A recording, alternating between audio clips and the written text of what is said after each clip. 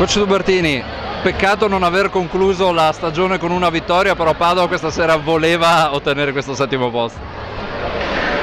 È ovvio, insomma, a quei ragazzi ho chiesto di mantenere fino alla fine lo stile che ci ha contraddistinto in tutto l'anno, non che gli altri non l'abbiano avuto, ma penso che è un gruppo che ha saputo rimanere molto determinato in tutte le situazioni, anche in difficoltà, e ha sempre avuto un grande spirito combattivo e fino all'ultima partita penso che l'abbiamo dimostrato, nonostante abbiamo fatto diversi cambi, ma il livello di tutti i giocatori era un livello molto equo, quindi questa sera mi sono sentito di dare spazio a diversi e hanno risposto tutti molto bene.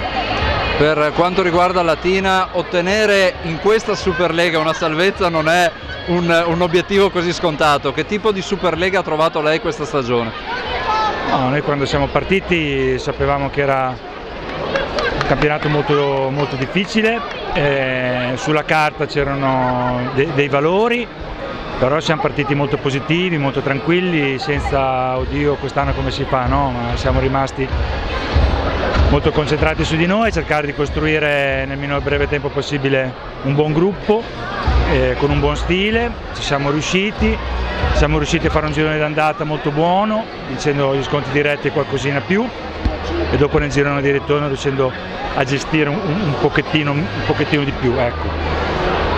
Una Superlega che ha concesso qualcosa nelle ultime posizioni, con una Siena che non è riuscita a ingranare, con un Castellana comunque che ha investito maggiormente rispetto alle stagioni precedenti, ma che non ha raccolto forse tutti i frutti, anche un po' forse sfortunata dal calendario che ha avuto.